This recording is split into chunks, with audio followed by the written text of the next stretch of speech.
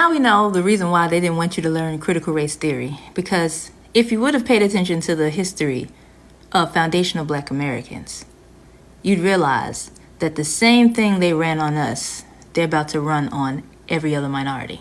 We know there's nothing new under the sun. History keeps repeating itself. And learning about our history would have taught others that the majority likes to blame and point fingers at the minority when their economic disposition doesn't look the way that they want it to. Imagine people going to another country to take folks unwillingly because they are skilled labor to work their fields, doing all types of inhumane things, from enslavement to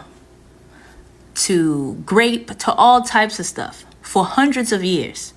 Only when that practice ends because of the Civil War, one community that's full of skilled workers that was doing the work all this time, their communities are looking a certain way going up, while those who oversaw their communities are doing this. And you know what they did? They created unions to block the previous enslaved Africans out of their ability to continue to build up their communities. And then once they decimate your communities, either through, political means, unions, or taking out communities with weapons, they then look at us and told us to pull yourself up by your bootstraps. And now we can see that the same thing is about to happen to the other minorities, which we already know who they are.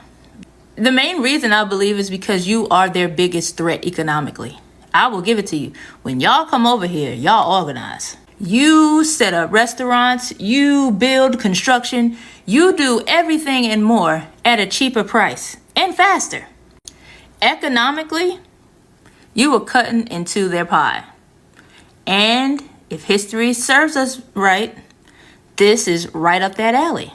The only difference now is they're going to take what you've built, move you back and the people who helped you build it back to wherever they came from, and then with binoculars look over a wall and say, pull yourself up by your bootstraps.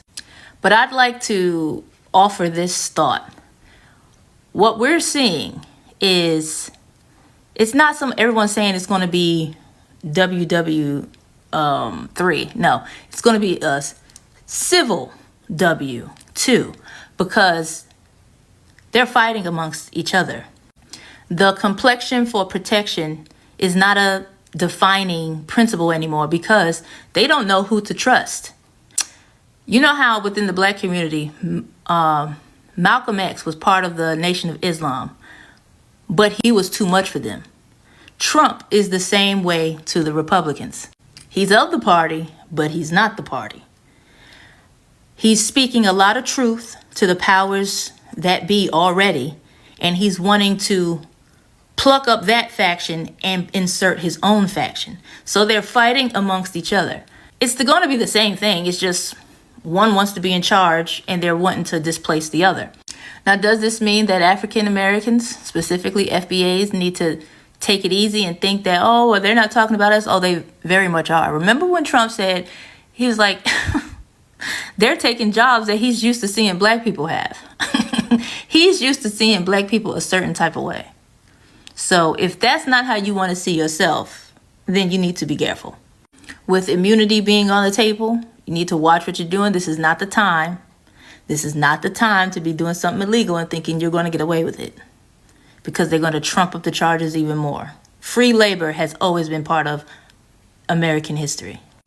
But yeah, there's a lot coming. Before things get better, they may seem to get a little worse. Now, there is a good thing that came out of this. Finally, Black people are free from any guilt of not having to add anyone else into their plans, because as we saw by the numbers, we are all we got. We really are all we have. And I think based off of 2025, every ethnic or minority will have their own critical race theory lesson, because everyone got their wake-up call.